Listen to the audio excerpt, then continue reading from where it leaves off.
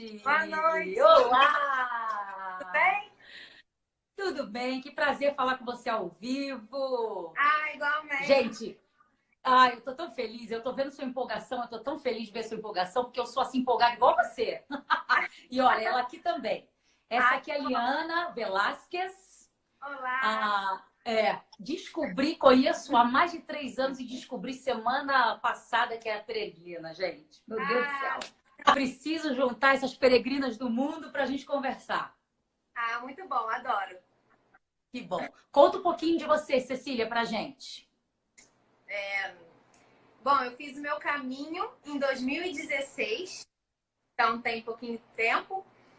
E foi uma experiência incrível, né? Assim, a gente, uma vez que faz, tá dentro da gente, não esquece, fica ali guardado.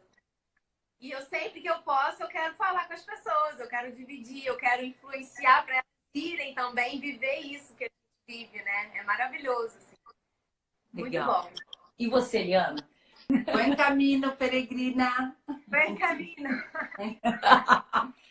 Então, eu fiz em 2011. Eu não fiz o caminho francês, eu fiz o português. Fiz com uma grande amiga de infância.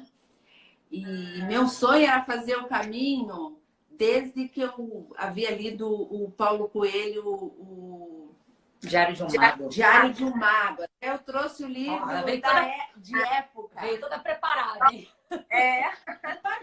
Guardei dentro de mim aquela vontade e pensei que eu nunca ia realizar. Ela era um sonho dentro de mim. Eu não sabia, além disso, eu só tinha esse sonho. E nunca me preparei para isso, mas eu sempre quis ir para o caminho. E de repente surgiu uma oportunidade. Eu não fiz nenhum tipo de preparo físico, eu tinha um preparo. Era meu sonho fazer o caminho. O longo ainda é, quer dizer, o meu sonho não tá acabado, né? E aí fizemos, do nada as coisas aconteceram, tudo aconteceu como tinha que ser, não foi planejado, não foi preparado. E foi assim, maravilhoso e mudou toda a minha vida, né? O meu irmão, ele fez em 2007 e até então eu não conhecia. A minha mãe já conhecia e tal, mas naquela época era como você, assim, não tinha muita informação, não tinha nem internet, assim, quase, né? E aí ele voltou do caminho e falou sobre aquilo, e na época eu participava de grupo de jovens da igreja, né? Então eu sentia aquela vontade de fazer, mas questões financeiras, tempo e tudo mais, o sonho sempre foi sendo adiado. E eu acredito muito que é o que todo mundo fala, é que o caminho ele te chama. Ele te chama no momento certo da sua vida. É impressionante, assim, porque a oportunidade de eu fazer o caminho foi no momento que eu precisava. E se deu a oportunidade. Mas eu também não me preparei fisicamente. Não me preparei, porque eu faço as coisas sem... vambora, eu faço. E comprei todo o equipamento, não tinha nada, e aí fui pro caminho. Mas aí, né, a gente pena um pouquinho, porque sem o preparo físico é mais difícil, mas não é impossível. Você, na verdade, fez um caminho mais longo que o dela. Só para quem não sabe, existem 2 caminhos, não é isso? Tem muitos. Tem muitos, mas os principais. Não, o principal é o caminho francês. O francês. O francês é o caminho mais longo. Ele é um caminho de quase... Lá na Compostelana, e esqueci até de pegar para mostrar, ele marca 750 quilômetros, mas a gente acha que tem um erro aí de quilometragem porque a gente acha que ele não conta desde Saint-Jean, na França, ele conta um pouquinho depois. Mas pelos meus cálculos, eu andei mais ou menos 900 quilômetros durante 33 dias. E eu fiz o francês completo. Fui até o mar lá da Espanha. Fui da França até Finisterre. Então, assim, foi bem longo, mas a gente consegue. Eu queria que vocês soubessem que a Cecília tem um vídeo do YouTube que é belíssimo sobre a experiência dela. Que, na verdade, assim, Eu vi há uns meses atrás e fiquei muito encantada. Então, vale a dica, quem quiser procurar. Como é que tá o nome no YouTube, ô Cecília? Vivi e senti. Na Olha, verdade, é lindo. esse vídeo eu fiz sem nenhuma pretensão, eu fiz porque durante o caminho eu ia mandando para minha família as minhas imagens, né? Então, quando eu cheguei com tanto material que eu falei, eu vou fazer um vídeo para guardar para mim. E aí, sempre quando eu conheço alguém, eu falo, poxa, dá uma olhadinha lá no vídeo para você ver e tal. E aí, o pessoal tem gostado. E aí ficou, tá muito bonito. Tá muito bonito mesmo. Qual a diferença entre os caminhos? Vamos falar dos principais, digamos, o português e o francês? Qual é a diferença, Liana? Olha, É a distância? É a distância, assim. O que acontece muito, tô falando demais, vai falando demais. Ah, a gente fala muito aqui, todo mundo, a gente se empolga. Então, o caminho francês, ele é o caminho mais tradicional, ou seja, ele tem toda uma estrutura para o peregrino. Então, tem muitos albergues, tem muitos lugares para parar, para tomar café, tem toda uma estrutura. Mas o caminho português também, acredito que tenha muita estrutura, porque depois do francês, né? Depois do francês é o mais frequentado. O caminho do norte, que é o que eu quero fazer, o próximo. E aí ele tem menos estrutura. É um caminho muito bonito, porque ele vai beirando a costa, né? O mar. Mas ele tem menos estrutura. Então pode acontecer de você ter que um dia andar mais quilômetros, porque não tem albergue. Mas eu indicaria para quem quer começar um caminho fazer o francês por conta da estrutura ou o português para quem tem menos tempo. Você pegou o albergue, você me contou um pouquinho. Fala um pouquinho. O português, ele também tem uma estrutura fantástica com os albergues a partir do... Você tem como se chama aquele documento de peregrina que eu não consigo lembrar mais. Credencial. A credencial. E a partir da credencial, você tem direito aos albergues, comidas, restaurantes e coisa e tal. E ele está todo organizado. Só tem, assim, o que tem de bom ali, nesse caminho, que eu não fiz o francês, que é o meu sonho. Eu chego lá, antes dos 80, eu chego lá. Com certeza. Eu vou contigo, hein? Né? É um caminho lindíssimo, belíssimo, muito bem estruturado, muito bem organizado. As distâncias entre um lugar e outro é uma distância favorável. Você também tem lugares... Eu fui na época de outono, então tinham muitas frutas. A gente comia maçã, figo, kiwi, todo pelo caminho, uma temperatura maravilhosa e ele não é tão longo. Então, eu encontrei muitos peregrinos jovens e peregrinos mais velhos que eu. E quando eu saí para iniciar a peregrinação, a minha intenção era me tornar uma pessoa mais sábia. Eu queria me tornar uma espécie de monja. Eu queria envelhecer. Eu tinha uma coisa que eu tinha que envelhecer, porque tinha chegado a hora. E foi o contrário. O caminho me trouxe toda a vida, tudo de volta. Eu tenho um artigo que eu escrevi sobre o caminho, que eu coloquei assim: o caminho que me trouxe até mim, porque ele me trouxe de volta. Então, o caminho em si é uma experiência muito pessoal. Não importa se você fizer o francês, o norte, o rústico, o português, são mais ou menos 11 ou mais caminhos, 11 caminhos, caramba. tem Inclusive, muitos caminhos. Tem muitos caminhos. Na porta da sua casa já começa o seu caminho. É verdade. E a estrutura portuguesa é muito boa. Então, o que nós tínhamos de indicação era chegar antes das 4 da tarde, deixar a mochila em fila já na entrada do albergue, né, para você conseguir um lugar bom. Já sabíamos que tínhamos que fazer toda a parte de higiene, coisa e tal, e ficar pronta, jantar antes das 11, porque o albergue realmente encerra às 11 horas da noite. Então, alguns procedimentos, tipo tomar um banho à noite, não tomar pela manhã, para que o teu pé não fique úmido, para que você possa Várias caminhar, dicas, hein? Ó. né? Então, todo esse processo do caminho tem a parte técnica e prática, mas, na verdade, o caminho, ele se faz dentro de você, né? Você vai se transformando. A única coisa que eu descobri, gente, que eu sou fantástica, eu convivi comigo esses dias todos. Se aguentou. Foi maravilhoso. Tem aqui, a gente tem um convidado muito especial, que é o Guilherme do Quero Viajar Mais, perguntando: e aí, é melhor fazer sozinho? Você fez sozinha? Fiz Ela sozinha. fez acompanhada. E aí, o que você acha, Cecília? Olha, eu acho que é muito pessoal, assim, a questão do caminho, porque eu preferi sozinha porque eu precisava desse encontro comigo. Eu precisava ter o meu tempo, eu precisava saber que eu tinha a minha autonomia para fazer as coisas sozinha. Essa é a verdade. E eu acredito, assim, que quando você vai com alguém, deve ser muito bacana, mas você tem que acompanhar o ritmo da pessoa, ou a pessoa tem que acompanhar o seu ritmo. Isso pode acabar causando um conflito, ou não também. Ou não. Eu acho que o casamento deve sobreviver ou não a uma peregrinação. Exatamente. Né?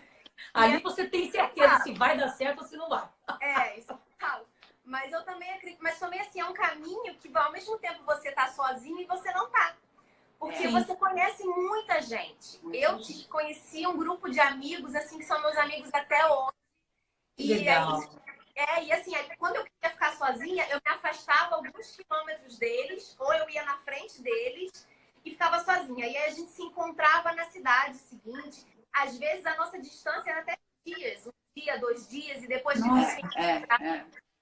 E aí no final todo mundo chegou em Santiago junto, assim, foi emocionante. Imagino, gente. Eu falo disso. E você foi com uma grande amiga de infância? Eu fui com uma grande amiga de infância. Fomos juntas, mas o caminho você faz sozinha. Sim. Por mais que tu tenha alguém ao teu lado, o teu caminho é único. É seu, né? Você pode estar acompanhada, mas ele é teu. Né?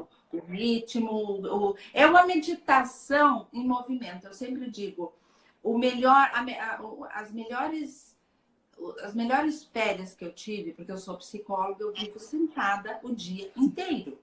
Então, as minhas férias foi a melhor férias caminhando. Então, eu sempre digo, turismo caminhando é maravilhoso. Agora, o caminho, eu tenho vontade de fazer todos. E continuar fazendo. Como dizem os portugueses, se você não faz em vida, você faz em morte. O caminho está aí, você vai ter que fazer. Não adianta. Né? Boa definição. Porque alguém perguntou a melhor época, né? Sim, também teve essa pergunta. Qual é a melhor época? É muito frio? Como é que é? Eu fiz na primavera. Olha só. São as melhores épocas. São as mais amenas, digamos assim, né? São as melhores épocas. Não, você tem umas fotos com umas flores. Aliás, Cecília, você me mandou... Olha, ela também tem tatuagem. 3 do caminho, 3. Nossa, que legal. Você tem umas fotos com algumas flores. Aliás, o vídeo também. Gente, que coisa espetacular. A melhor época é justamente essa, porque também quando você vai em julho, tá muito quente e é muito disputado. Porque outono é uma época muito importante, boa, porque ele, dependendo da época, ele não é tão chuvoso e você vai comendo frutas o caminho inteiro. Já vai se alimentando. Uvas, o caminho inteiro. Olha que espetáculo. Então, ou flores ou frutas. E a mochila? Fala pra mim. Então, a mochila geralmente, para a gente fazer esse tipo de caminhada, eles recomendam levar 10% do seu peso corporal. No meu caso, na época, eram 5 quilos. E eu levei 7. E levei 7, mas deu certo, assim. A minha mochila é essa mochilinha aqui de 30 litros, mais 10, da Deuter, que é muito boa. Então, eu comprei justamente essa para não botar mais do que eu queria botar. Sim, para ser o teu limite, foi o teu balizador. Foi o meu limite de... A Thaís, magra. Ô, Thaís, a vantagem de eu fazer o caminho é que eu vou poder levar uns 20 quilos. Pois é. Mas aí eu levei pouca coisa, assim, você leva exatamente o que você precisa, não mais do que isso. Então, eu levei 3 camisas, 2 calças, 2 tops, aí você leva 3 partes íntimas, né? Seja cueca ou calcinha, toalha, uma toalha daquelas pequenininhas. Ah, sim. A Decathlon. A Thaís é que conhece tudo da Decathlon aí. A Decathlon é boa para aprender essas coisas, né? Isso, eu comprei tudo lá. Um saco de dormir. O saco de dormir é muito importante porque as camas não têm roupa de cama. Então, tem que levar o saco de dormir. Um corta-vento, caso você precise. No meu caso, como eu fui na primavera, eu não precisei levar roupa térmica. Ah, tá. Né? E uma capa de chuva, precisei levar. Bem pouquinha coisa. Sim, são coisas bem pouquinhas. E aí, no caso, a gente também leva...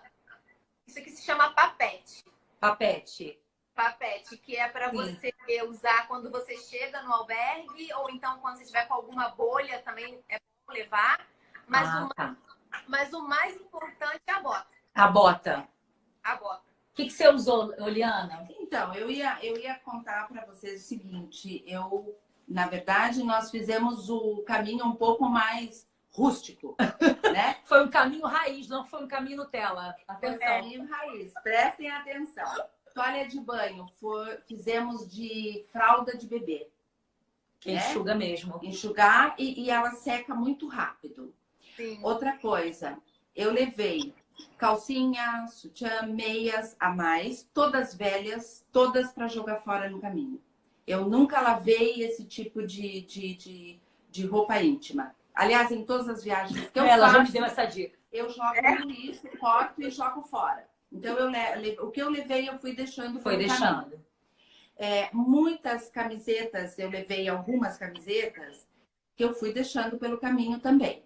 Então, como que eu fazia? A roupa que eu usava durante o dia, depois que eu chegava à noite e tomava meu banho, colocava um short ou uma canga e coisa e tal, eu recortava, customizava a minha camiseta. Olha só. Usava para ir jantar e coisa e tal, chegava lá e já passava adiante. Não ficava com a mesma blusa. Eu fiquei com uma ou duas, o restante eu fui deixando pelo caminho.